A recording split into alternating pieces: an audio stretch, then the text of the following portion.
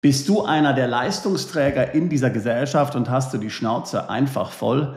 Die Schnauze voll von laufend steigenden Steuern und von einer EU, die sich mehr und mehr in einen Überwachungsstaat nach dem Vorbilde Chinas entwickelt. In der Tat, viele unserer Mandanten wollen nichts wie weg ins Nicht-EU-Ausland, um sich und ihr Vermögen zu schützen, bevor es alles nur noch schlimmer wird. Wenn du aber vielleicht noch nicht weg willst, aber zunächst mal an einem Plan B arbeiten willst, dann werde ich dir in diesem Video erklären, welche 7 Werkzeuge du benötigst, um dir einen funktionierenden Plan B aufzubauen. Wenn man sich die Welt und insbesondere Europa heutzutage anschaut, dann gibt es viele Gründe, wegzuwollen. Als erstes Beispiel möchte ich die geopolitischen Risiken nennen. Sie sind ja wohl kaum noch zu übersehen und es wird jeden Tag schlimmer. Es keimen neue Konflikte auf und man hat das Gefühl, dass diese Konflikte jederzeit komplett außer Kontrolle geraten können, dass möglicherweise ein NATO-Bündnisfall ausgelöst wird und dass dann auch deutsche Männer und vielleicht unter Friedrich Merz auch Frauen hier an die Front müssen. Das Thema Wehrpflicht ist für viele unserer Mandanten ein sehr wichtiges Thema. Wenn du jung genug bist, dann wird es dich vielleicht auch betreffen, ansonsten deine Kinder oder Enkel. Aber man hat so ein gewisses Unbehagen, wenn man die Politiker reden hört. Und wie gesagt, die Situation kann ja leider jederzeit außer Kontrolle geraten. Und eins will man natürlich absolut nicht. Und das ist selbst hier an die Front zu gehen oder seine Kinder und Enkel an die Front schicken zu müssen für irgendeinen Krieg, für eine Sache, die unsere Politiker heute unterstützen. Neben den geopolitischen Risiken ist auch die aktuelle wirtschaftliche Situation besorgniserregend. Man denke nur an den Wirtschaftsstandort Deutschland. Hier befinden wir uns im Grunde in einer mehrjährigen Rezession. Es stagniert, es geht nicht voran. Im Gegenteil, große Betriebe schließen. Zum Beispiel VW hat sich entschlossen, einige Standorte in Deutschland dicht zu machen. Mitarbeiter verlieren gut bezahlte Jobs. Es kommen keine neuen Jobs hinterher. Niemand investiert in Deutschland. Die EU baut derweil im Hintergrund einen Mega-Überwachungsstaat nach dem Vorbilde China auf. Hier gibt es ja einige Initiativen, über die wir regelmäßig reden, von CDBCs über die digitale ID, das digitale Wallet, bis hin zur AMLA, zum EU-weiten Kontenregister, möglicherweise ein Vermögensregister per Salamitaktik. Es droht die totale Kontrolle. Viele unserer Mandanten wollen nichts wie weg. Viele Mandanten haben einen Plan A und sagen sich, ich werde nächstes Jahr Deutschland, Österreich oder die Schweiz verlassen. Ich will ins Nicht-EU-Ausland umziehen, um mich, meine Familie, mein Vermögen in Sicherheit zu bringen. Andere können sich noch nicht vorstellen, sofort zu gehen. Sie sind vielleicht gebunden durch pflegebedürftige Angehörige, durch Kinder, die in die Schule gehen. Sie haben vielleicht noch berufliche oder geschäftliche Verpflichtungen. Nicht immer kann man eben einfach sofort weg. Das Leben ist eben kompliziert, das muss man anerkennen. Aber was man auch in dieser Situation schon heute machen kann, ist an einem Plan B arbeiten. Man kann sich auf alle Eventualitäten vorbereiten. Man kann anfangen, hier im Ausland Substanz zu bilden, sich etwas aufzubauen. Das ist komplett legal, da muss man nicht um Erlaubnis fragen. Da gibt es in der Regel keine Meldepflichten. Und du kannst das praktisch machen aus dem Wohnzimmersessel heraus. Für viele stellt sich aber die Frage nun, wie kann ich sowas konkret beginnen? Was gehört überhaupt zu einem Plan B? Was sind die vielen Details, die ich hier berücksichtigen muss? Wer hilft mir dabei, dass ich es hier richtig auf die Reihe kriege, ohne mich hier zu verlaufen, an irgendwelche Anbieter zu geraten und dann möglicherweise hier große Summen bezahlen zu müssen, ohne dass es irgendein Ergebnis hat oder noch schlimmer, ich vielleicht sogar betrogen werde. Mein Team und ich, wir beraten seit vielen Jahren Mandanten in dieser Situation und beim Aufbau eines Plan Bs. Wir haben uns jetzt zusammengesetzt und uns mal Gedanken dazu gemacht, wie könnte eigentlich ein einheitlich strukturiertes System oder Konzept aussehen, um einen solchen Fahrplan zu erstellen für einen Plan B im Nicht-EU-Ausland. Aus Erfahrungen, die wir in den letzten 20 Jahren mit Hunderten, ich will fast sagen Tausenden Mandanten gesammelt haben, sind wir zu dem Schluss gekommen, dass es im Grunde genommen 7 Kernelemente gibt, die jeder Plan B braucht. 7 Werkzeuge im Grunde genommen, um einen solchen Plan B hier zu konfigurieren, auf den Weg zu bringen, erfolgreich umzusetzen. Und wir haben darauf basiert ein Beratungskonzept entwickelt, das wir ganz schick das Schweizer Taschenmesser nennen, weil es einfach ein so schöner Begriff ist und natürlich die Schweiz uns allen lieb ist.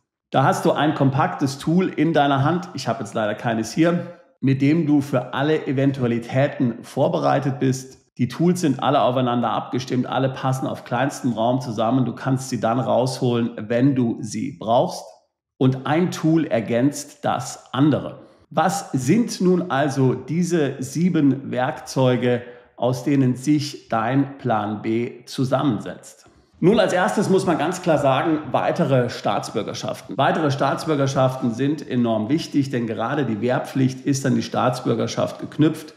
Und wenn du die deutsche Staatsbürgerschaft hast, dann bist du greifbar für den Staat, selbst wenn du im Ausland lebst. Jedenfalls im Spannungs- und Krisenfall. Solange alles ruhig ist, natürlich nicht. Auch vor einer drohenden Besteuerung der Staatsbürgerschaft schützt letztlich nur eine andere Staatsbürgerschaft. Und hier gibt es auch noch weitere Beispiele. Erinnern wir uns an die Covid-Krise zurück, als das Reisen sehr eingeschränkt war und du konntest im Grunde genommen viele Länder gar nicht verlassen, außer eben du konntest zeigen, dass du eine andere Identität hast, eine andere Nationalität hattest, dann konntest du das Land verlassen. Jüngstes Beispiel natürlich wieder hier Russland und Ukraine. Auf einmal konnten die Männer das Land nicht mehr verlassen, denn sie mussten in den Kriegsdienst gehen. All jene, die dann eine weitere Staatsbürgerschaft hatten, die hier zeigen konnten, dass sie eben nicht nur Ukrainer, nicht nur Russen sind, sondern auch eine andere Staatsbürgerschaft hatten oder möglicherweise sogar rechtzeitig ihre Staatsbürgerschaft aufgeben konnten, durften das Land verlassen. Das Ziel ist nicht, dass du in diesem Land, wo du die Staatsbürgerschaft hast, dann unbedingt leben musst. Überhaupt nicht.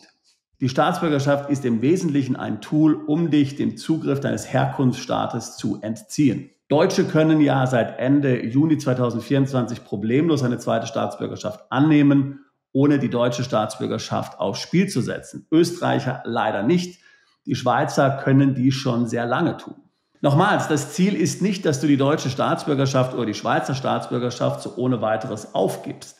Aber um diese irgendwann einmal aufgeben zu können, falls es notwendig wäre, brauchst du eben im Vorfeld schon eine zweite Staatsbürgerschaft. Es gibt verschiedene Wege, eine solche zu erlangen. Einbürgerung ist ein Weg, dann musst du eben in diesem Land eine gewisse Zeit leben. Manchmal lässt sich das optimal verbinden. Oder eben auch Staatsbürgerschaft per Investment oder per Abstammung oder auch Heirat oder dadurch, dass man ein Kind bekommt. Hier würden wir bei der Erstellung deines individuellen Fahrplans und eben auch hier bei der Ausarbeitung deines Plan Bs dann genau berücksichtigen, was für dich in Frage kommt und welche Staatsbürgerschaften für dich realistisch sind. Das zweite Werkzeug in unserem Schweizer Taschenmesser, das sind Aufenthaltsgenehmigungen. Ich hatte ja vorhin schon gesagt, es ist nicht unbedingt das Ziel oder überhaupt nicht das Ziel, dass du dich im Staat aufhältst, von dem du die Staatsbürgerschaft hast. Du wirst möglicherweise von der Karibikinsel St. Lucia zum Beispiel eine Staatsbürgerschaft bekommen, aber das heißt natürlich nicht, dass du im Ernstfall dann dort leben möchtest. Sicherlich, die Karibik ist schön, keine Frage, aber du weißt, was ich meine. Deshalb bemüht man sich parallel um weitere Aufenthaltsgenehmigungen in verschiedenen Ländern, außerhalb der EU wohlgemerkt. Hier gibt es eine Reihe von südamerikanischen Ländern, zum Beispiel Paraguay, Argentinien oder auch Costa Rica, die Dominikanische Republik, wo man sehr einfach eine Aufenthaltsgenehmigung erhalten kann. Du musst in der Regel einfach nur nachweisen, dass du regelmäßige Einkünfte hast. Du musst also nicht investieren, du musst dort keine Firma gründen. Du musst dich dort auch nicht aufhalten. Für Mexiko gilt übrigens das Gleiche. Das sind alles Dinge, die du von hier zu Hause aus organisieren kannst. Von diesen Aufenthaltsgenehmigungen kannst du dir mehrere besorgen. Natürlich gibt es auch die Varianten über eine Immobilieninvestition, bekannt hier vor allen Dingen Dubai. Aber wie gesagt, in vielen Fällen ist das gar nicht notwendig. Dann hast du aber im Fall der Fälle in den entsprechenden Ländern eine Aufenthaltsbewilligung und hast dann ein Ziel, wo du hingehen kannst, wenn es wirklich kriselt oder du dich einfach entscheidest, jetzt ist es soweit, jetzt möchte ich hier meine Heimat verlassen. Das dritte Element deines Plan Bs und auch das dritte Tool hier in unserem Schweizer Taschenmesser, das sollten Bankkonten außerhalb der EU sein. Es gibt einige Gründe, warum Banken in der EU problematisch sind. So gibt es zum Beispiel Bail-in-Gesetze. Das heißt, bei der nächsten Bankenpleite dürfen alle, die mehr als 100.000 Euro auf der Bank haben, für die Bankenpleite bezahlen und bekommen dann im Gegenzug Aktien der sanierten Bank. Es gibt das neue zentrale EU-Bankkontenregister, wahrscheinlich ab 2029. Damit haben dann alle Ermittlungsbehörden in der EU Zugriff auf alle Bankkonten von allen EU-Bürgern. Wohlgemerkt nur EU-Bankkonten. Und zwar auf die Daten der letzten 5 Jahre. Wie kannst du dem am besten entkommen? Nun, natürlich, indem du kein Konto in der EU hast. Der Euro an sich ist natürlich auch ein fragwürdiges Experiment und es ist nicht klar, wie stabil eigentlich der Euro als Währung ist. Wenn wir uns die Schuldenberge der verschiedenen europäischen Staaten anschauen, dann sieht es dort nicht viel besser aus als in den USA. Und der Euro ist keine Leitwährung. Diesen Luxus hat der Euro nicht. Dinge wie zum Beispiel eine Vermögensabgabe oder ein potenzieller Lastenausgleich und all diese Maßnahmen, die möglicherweise irgendwann einmal kommen können, sind natürlich auch ein Thema, welche man berücksichtigen sollte. Ganz abgesehen von den möglichen CBDCs, die die EU einführen möchte und was ja ein Thema ist, wo die EU tatsächlich federführend ist. Hier jetzt ein gutes Beispiel, wie die verschiedenen Werkzeuge unseres Schweizer Taschenmessers aufeinander abgestimmt sind. Ich habe ja gerade eben gesprochen von Aufenthaltsgenehmigungen außerhalb der EU und jetzt spreche ich gerade von Konten außerhalb der EU. Mit beiden Maßnahmen kombiniert ist die Wahrscheinlichkeit relativ groß, dass du dich zum Beispiel vor den negativen Wirkungen von CBDC schützen kannst oder wenigstens das Maximale aus den Möglichkeiten rausholen kannst, wenn hier im großen Stile CBDCs eingeführt werden. Kommen wir zum vierten Aspekt deines Plan Bs, auch zum vierten Tool unseres Schweizer Taschenmessers, die globale Vermögensdiversifikation. Zunächst einmal wären hier Edelmetalle zu nennen, die man möglichst offshore lagern sollte. Singapur macht zum Beispiel Sinn. Auf keinen Fall natürlich an deinem Wohnsitzstaat, denn du willst dich ja mit Gold und Edelmetallen gerade gegen Maßnahmen deines Wohnsitzstaates absichern. Also solltest du sie dort auf keinen Fall lagern. Wir denken an Dinge wie zum Beispiel Goldverbot oder Einschränkungen der Benutzung von Gold. Da bringt es dir natürlich ziemlich wenig, wenn du hier dein ganzes Gold dann dort hast, wo du wohnst, wenn du davon ausgehst, dass diese Maßnahmen dort ergriffen werden können. Aber Vermögensdiversifikation geht natürlich über Edelmetalle hinaus. Wir sprechen zum Beispiel auch über Immobilien. Viele Mandanten haben all ihr Immobilienvermögen konzentriert in einem Land, zum Beispiel in Deutschland. Das macht natürlich im Hinblick auf Dinge wie einen möglichen Lastenausgleich, Zwangshypotheken oder auch grundsätzlich eine Vermögensteuer in der EU relativ wenig Sinn. Auch hast du dann hier natürlich ein gigantisches Klumpenrisiko hinsichtlich manchen Marktrisiken. Das heißt, wäre es nicht sinnvoll, wenn du 5 Immobilien in Deutschland hast, 2 davon mindestens zu verkaufen und anderweitig diese Mittel dann zu investieren, zum Beispiel in anderen Immobilien in anderen Ländern. Auch Wertpapiere sind ein wichtiger Aspekt der Vermögensdiversifikation. Hier raten wir dir, in echte Werte zu investieren. Ich hatte ja vor kurzem schon ein Video zum Thema Bergbauunternehmen gemacht, die Gold abbauen. Diese Aktien sind momentan sehr günstig bewertet. Vor allen Dingen, wenn man sich überlegt, dass ja der Bedarf nach Gold weiter steigen wird. Immer mehr Zentralbanken tauschen ihre US-Dollar-Reserven in Goldreserven um. Wenn dieser Trend sich fortsetzt, wovon wir ausgehen, wird immer mehr Gold gebraucht werden. Insofern muss mehr Gold abgebaut werden. Der Goldmarkt ist groß, der kann das absorbieren, aber natürlich die Unternehmen, die dann Gold abbauen, werden hier stark gefragt sein. Das ist ein gutes Beispiel für einen realen Wert, in den man investieren kann.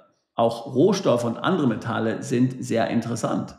Das 5. Tool unseres Schweizer Taschenmessers für deinen Plan B ist Auswandern Light. Ich hatte es ja vorhin schon gesagt, viele können möglicherweise den deutschsprachigen Raum nicht sofort verlassen, aber vielleicht ist gerade für Deutsche und Österreicher ein Umzug in die Schweiz realistisch. Wenigstens für ein paar Jahre, bevor du dann nach Übersee zum Beispiel umziehst. Auch Österreich kann für Deutsche interessant sein. Österreich hat ja ein Doppelbesteuerungsabkommen mit den Vereinigten Arabischen Emiraten zum Beispiel oder mit Zypern zum Beispiel. Da kannst du mit Wohnsitz Österreich dann eine Gesellschaft in Dubai haben, vor Ort in Dubai für deine eigene Gesellschaft arbeiten. Und das Gehalt, das du dort bekommst, ist dann auch in Österreich steuerfrei.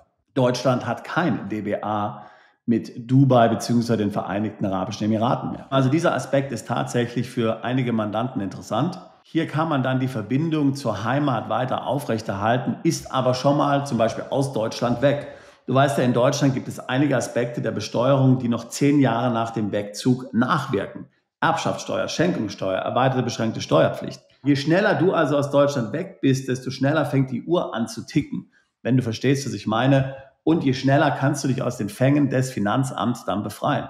Das heißt, selbst wenn du jetzt noch nicht bereit bist, nach Südamerika umzuziehen oder nach Dubai oder irgendwo anders hin, dann kannst du zumindest sagen, okay, ich gehe in die Schweiz, vielleicht nach Österreich, da fängt dann die Uhr an zu ticken und ich fange dann schon mal wenigstens an, mich hier vom deutschen Staat zu lösen. Das 6. Werkzeug sind internationale Unternehmensstrukturen. Hier denken wir an Dinge wie zum Beispiel Stiftungen in Liechtenstein oder auch internationale Holdinggesellschaften oder auch ein zweites wirtschaftliches Standbein. Der letzte Punkt ist besonders wichtig, denn viele unserer Mandanten können noch nicht von ihrem Kapitalvermögen leben und man braucht ja irgendein Einkommen, von dem man dann im Ausland lebt. Man braucht Cashflow. Vor allen Dingen, wenn man die Tätigkeit in Deutschland oder Österreich oder der Schweiz aufgibt. Auch hier kannst du schon jetzt beginnen, letztlich mit dem Aufbau eines solchen Unternehmens. Da gibt es natürlich einige Fallstricke, die man beachten muss. Betriebsstättenproblematik, Meldepflichten etc. pp. Aber diese können wir ja dann in der Beratung gemeinsam klären. Das 7. und letzte Element jedes Plan B sollte die grenzüberschreitende Nachlassplanung sein. Tatsächlich ist die Erbschaftssteuer und die Schenkungssteuer für viele wohlhabende Mandanten einer der wichtigsten Gründe, ins Ausland zu gehen. Wir erleben das immer wieder. Wir haben es jetzt zum Beispiel auch sehr stark natürlich hier im UK miterlebt, wo die Erbschaftssteuer und Schenkungssteuer dramatisch verschärft wurde, gerade für Ausländer. Und das ist eigentlich der wichtigste Grund, warum so viele wohlhabende Ausländer den UK gerade verlassen, gemäß ihrer eigenen Angaben. Mit höheren Einkommensteuern kann man sich noch irgendwie zurechtfinden, denn das kann man ja auch regulieren, sein Einkommen über den eigenen Konsum. Aber wenn dann 30, 40 oder mehr Prozent hier anfallen, um Vermögen an die nächste Generation zu übertragen, das ist natürlich schon ziemlich schwerwiegend. Und das genau soll hier verhindert werden. Aber es geht auch um andere Aspekte. Also zum Beispiel, so manchen ist ja die Pflichtteilsregelung ein Dorn im Auge. Was sind Wege, wie man diese hier umgehen könnte? So, das sind sie, die 7 Tools, die 7 Werkzeuge unseres Schweizer Taschenmessers für deinen Plan B. Natürlich nicht für jeden wird jetzt hier jedes Tool gleich wichtig sein und nicht jeder wird vielleicht jedes Tool gleich brauchen. Nicht jeder möchte hier zum Beispiel auswandern nach Österreich oder in die Schweiz, ist ja ganz klar. Aber in unserem Beratungsansatz letztlich behandeln wir diese 7 Aspekte und lassen das alles dann in deinen persönlichen Fahrplan mit einfließen, sodass dann daraus für dich der perfekte Plan B im Grunde genommen entsteht. Wenn du willst, können wir dir natürlich dann auch bei der Umsetzung dieses Fahrplans helfen, aber das ist ein separates Video, das werden wir hier jetzt nicht weiter besprechen. Ganz konkret läuft das Ganze so ab, dass das Ganze mit einem Beratungsgespräch startet, in der Regel durch Daniel oder auch durch mich. Und dann gibt es eine Reihe von Gesprächen mit Daniel und mir und zum Teil auch anderen Kollegen, die dann die verschiedenen Aspekte abdecken, wo wir mit dir gemeinsam besprechen, was Lösungen sind, wo wir analysieren, wie deine Ausgangslage ist. Und das alles fließt dann in deinen individuellen Fahrplan mit ein für deinen Plan B. Das Ziel ist, dass du danach weißt, was du als nächstes tun musst. Eröffne als nächstes ein Konto bei diesen Banken. Ideal für dich eine Stiftung in Liechtenstein. Diese Länder eignen sich für deine Staatsbürgerschaft. Und warum und wie kommst du dorthin etc. pp. Wir haben zum Teil sehr fitte Mandanten, die sagen dann, okay, ich kann mich selbst darum kümmern, jetzt weiß ich ja, was ich konkret machen muss. Jetzt kann ich hier die verschiedenen Stellen angehen und werde es selbst erledigen. Oder aber, wie ich es gerade eben schon angedeutet habe, wir können dich natürlich auch bei der Umsetzung mit unserem Netzwerk konkret unterstützen.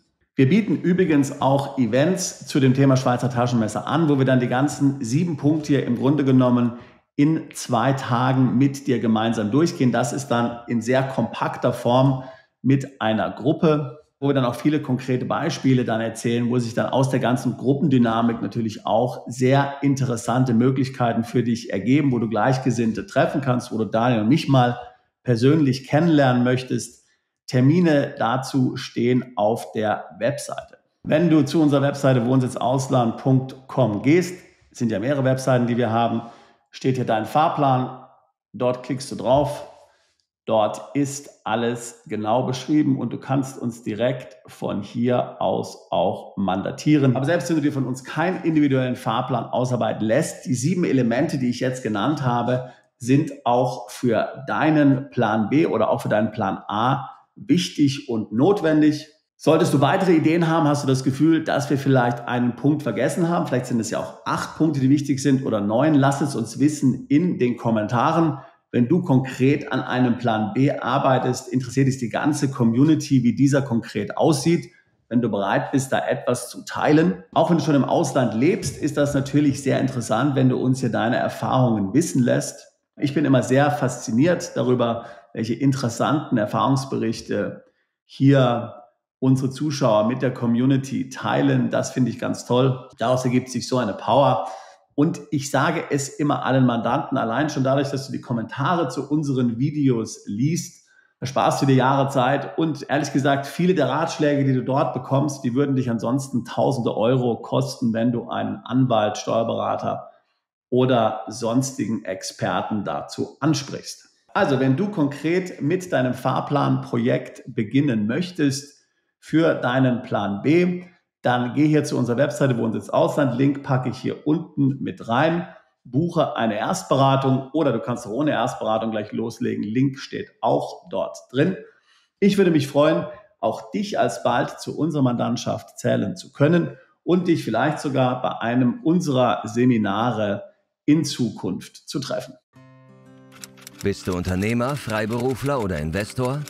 Zieht es dich schon lange ins Ausland? Mach heute den ersten konkreten Schritt in eine Zukunft mit mehr Geld und mehr Freiheit. Buche ein Beratungsgespräch mit Sebastian und seinen Kollegen. Unsere Kanzlei unterstützt Mandanten wie dich dabei, deine Steuerlast legal zu reduzieren, Vermögen aufzubauen und zu schützen und deine persönliche Freiheit zu maximieren. Profitiere jetzt von unserem Fachwissen und unserem Netzwerk. Gehe zu mandatierung.com und werde Mandant unserer Kanzlei.